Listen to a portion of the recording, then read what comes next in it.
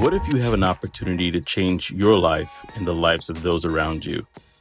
Meet Eric Finch, Olympic athlete turned software engineer, and now the founder of Higher Levels, a platform that helps those looking to transfer over into the tech industry not only be able to break into the industry, but able to scale from there. So one of the first questions I asked him was, okay, we know who Eric is. We could read about it, but who is Eric? Yeah, so right now I'm a strategic account executive, and I've been in the tech sales space this will be my 5th year. Prior to that, I was an engineer for 3. We do have a large YouTube channel, and I'm sure something we'll get into. About 2 or so years ago, I started making a lot of content. Our channel is Tech Sales with Higher Levels, and we run higherlevels.com. But yeah, I just kind of started, I made the transition myself, realized there was a lot of information that I felt wasn't available online at the time. There's certainly way more now, but started making content for free. People really got a lot of value out of it, and it has grown to what it is now. So I'm sure we'll dive in more. The second question I asked him was, how was his experience representing Team USA in the Olympics, in the handball team? How did that shape his career? Basically for 7 years, trained in the States and then competed internationally. And that actually, I was doing that while I was a full-time engineer, which was kind of insane. And in 2018, 2019, roughly, I took a year off to just kind of finish my career, played in a world championship. And then I knew coming back into the workforce, not having enjoyed engineering, I wanted to do something more competitive, more results driven, and sales was a natural fit for me. After talking about his experiences on the handball team, I wanted to dive deeper into what he thought were the characteristics that would help somebody not only land a job in the tech industry, but excel from there. Yeah, I think, there's a lot of different things. My experience as an engineer helped quite a bit in the sense that I was largely customer facing. So I would help support, new implementations of a product and work directly with the customer. I think, aside from kind of the core traits that I think you can learn over time for sure to be successful in sales, I would say if there's anything that helped me a lot in my role specifically, it's really learning what to say, what not to say, what's actually important, what's not important. Because I think when I look back, it's not like I had it perfect from day one, but even coming into the role as an SDR, I think maybe more than the average person, I caught on very quickly to, I wasn't so worried about what if they say this, what if they say this, what if they say this. And I was comfortable enough to know that I wouldn't always have the answer on calls with engineers and other people. And I very quickly learned how to, understand why that was important, have comfort in not knowing, and still be able to guide a conversation when it wasn't clear exactly where it was going to go or what to do. Understanding what led him into the tech industry, I had to ask him, what made him decide to create content in this industry? What made him decide to go from behind the scenes to being on the forefront? Yeah, I think a few different things. I didn't make content for the first 2 years of my sales career. And really the first year I was heads down. I would say one other thing, kind of a high level trait, if you will, to your last question. I think your first year in sales, like a really focused 8 hours a day is all you need in the job. But I think you should mentally understand the first 2 years of your role, at least an hour or two. Also on top of that, outside of work every day for the first 2 years will set you up really well. So I think kind of parlaying it into this, I spent, especially the first year, as heads down, 12, 14-hour days, spending time on weekends, reading sales books and all of these different things. And the second year, I noticed as an example, like Reddit, the sales forum, there were tons of people asking about how to break in. And so I would just give my advice. I really enjoyed the career. I was doing well, and I would help other people make that transition. And over time, so many people were asking me questions that I realized there were pretty consistent patterns or things that I could make content around.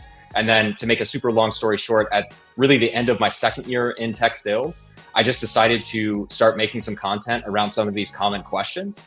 And I honestly it was funny. I made like 5 or 6 videos. It rolled right into like Christmas and New Year's. I kind of like walked away and forgot about it. And then I checked in March and like one of the videos had like 900 views or something. And we had like 30 or 40 subscribers. And I was like, oh, like people actually care about what I'm saying. And so from there, it kind of became like, hey, let me make 1 or 2 a week.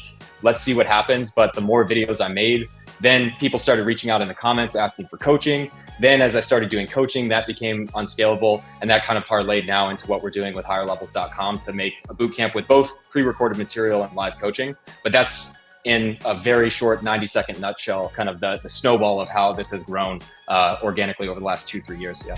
So Eric actually supports a boot camp that I took, Coursecareers, for some period of time. And so when I found out that he was starting his own boot camp, I had to ask him a straightforward question. I had to ask him, why would you start your own boot camp when you're already supporting another one that seems to be very successful? I mean, I'm a graduate of it. It allowed me to get a job in the tech industry. So what was it that made you decide that you needed to start something of your own? Yeah, I think, I supported Coursecareers for about 3 months, and early on, my YouTube had grown a little bit at that point, and I started coaching one-on-one sessions. And what I started to find, my initial thought behind Coursecareers is I saw multiple people without degrees getting into tech sales, which I thought was great. And I didn't know at the time if I was the best person to be able to promise on that. But a couple of things happened where, I noticed students would kind of get into the course, and all of a sudden, there were misconceptions about, for instance, like a certificate holding up, and, the best companies in the world looking at that certificate, or, the partner companies. That infrastructure and concept is great, but I didn't see it really leading to meaningful results for a lot of the students. And I also think a lot of students were lured in thinking, hey, so long as I complete this, I've got a job guaranteed, right? And so I would coach students, and really, I think the breaking point for me, because I joined pretty early on, and this is when they were very early, lots of great momentum. But then I started seeing videos, and, I'm not even pointing fingers at this point, but it was just kind of the decision for me not to really support the brand when I saw people claiming making 300, 400K their first year in tech sales. And that just doesn't happen, right? And sure, there's affiliate marketing, and maybe they're making that in total, or maybe they're talking about stock options or all of these different things. But I saw students and bringing this all together. When I would coach these students that, as an example, were taking Coursecareers, or there was another boot camp that I had students regularly book coaching from, they otherwise were doing great, but because they didn't get an offer within like a month, or because they saw someone making 300K and their offer, was like 80K, they felt completely inadequate. It's like, no, like, you are doing insanely well. It's just like, this is not a realistic depiction of what tech sales is. And so from there, the last thing I'd say, and happy to break it down more for you, is like, I started to have success helping people with or without degrees breaking into tech sales. And at that point, in addition to partnering with my business partner, Chris, we just felt like we were in a uniquely differentiated position. We had a lot more experience in the tech world, both as engineers and also as salespeople. And I think the results, for us have been particularly impressive. We have folks at AWS, Snowflake, some of the best companies in the world. And at that point, it just made sense to double down on what we're doing and make sure that we're presenting a view that we really align with. After discovering his why, understanding that it's a business as well, there's going to be some areas, hurdles, things you have to climb in order to see success. So I asked Eric, what are the trials and tribulations that he has experienced building higher learning? What has he learned along his journey of actually starting this business? If I'm being honest, one thing, I think the biggest thing is, finding my partner, Chris. We met along his tech sales journey, and he has built out like all of our infrastructure and really brings a wealth of knowledge that I didn't have, being more purely sales. So that's definitely been one thing. I think the hardest thing, if I'm being honest, is like, we're very confident now, and based on our growth, I feel in 12 to 24 months, we're going to be seen as the leader in B2B tech sales education when it comes to direct to consumer. And there's lots of trends and data that support that. For us, I think early on, it's been really difficult knowing that, kind of coming back to some of the marketing that we felt wasn't purely accurate or creating an honest picture, and maybe deceiving people into pursuing something haphazardly. It's been tough because we've had tons of opportunities to do that. We've had tons of opportunities to kind of blur the line.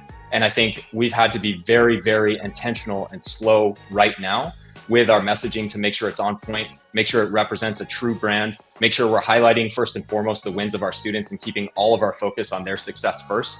And that is it's been slower than we could have gone over the last year and a half.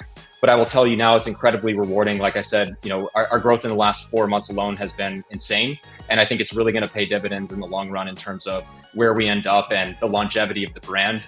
and the ability for us to continue to grow and support even more people. So I would say, aside from the day-to-day ups and downs, I mean, there's a ton there, especially early on, trying to even just get people into your course and take it serious. Now we're well beyond that. But I think if there's one thing that comes to mind, it's deliberately slowing down. So this is going to explode in a couple of years, and we have the infrastructure to keep delivering on what we promised. Now, one thing I could say for myself is when I got into Coursecareers, there was a plethora of testimonies that allowed me to see that this is the path for me to go. What, if any, or at least one testimony that you have of a student that has successfully completed higher learning, and where are they now?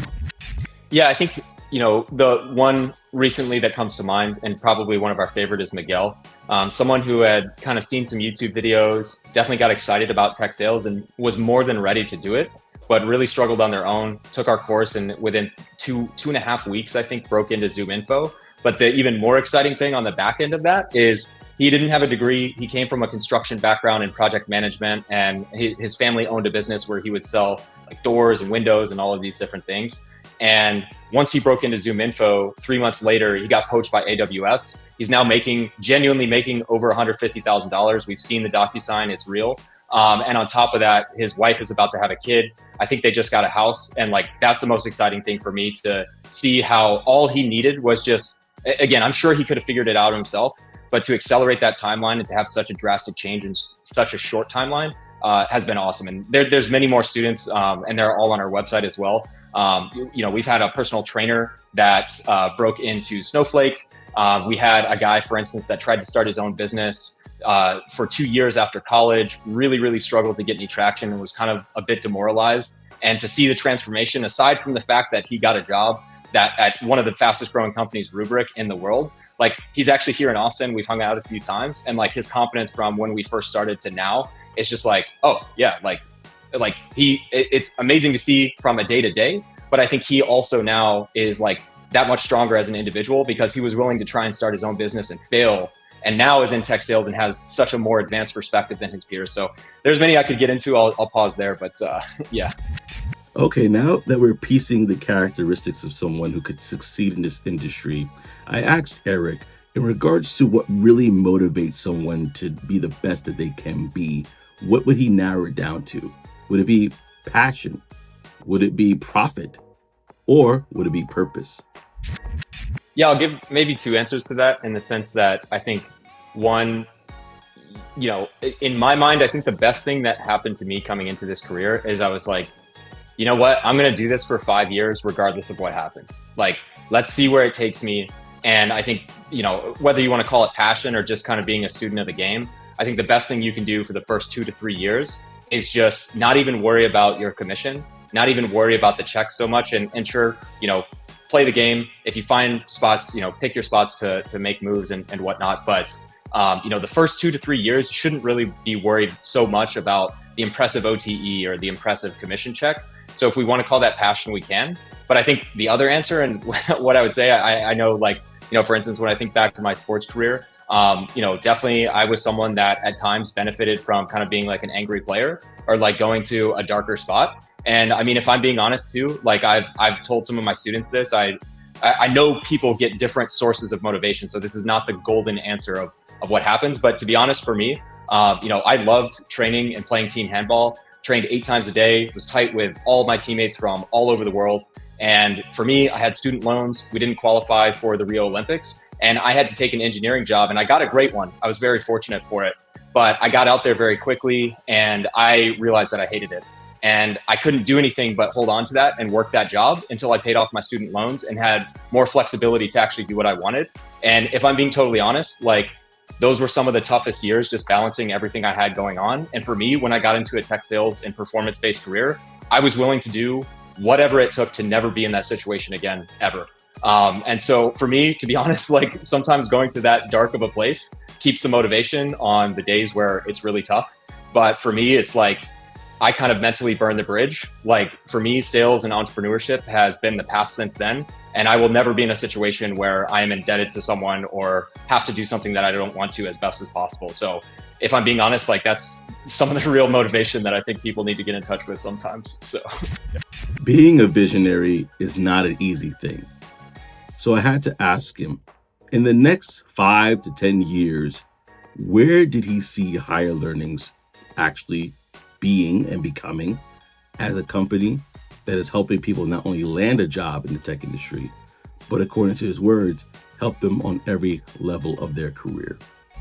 Yeah, I think for us, first and foremost, we have some ideas and we're exploring kind of a few different things. I would say the next 12 months is really getting the core infrastructure for the 3 levels of courses for breaking in, SDR, and the AE mastery course. And then from there, we have some ideas and some things that we're going to try. But I think, again, we're going to stay highly focused on being the best at tech sales and really not worried about all the other career paths in tech right now.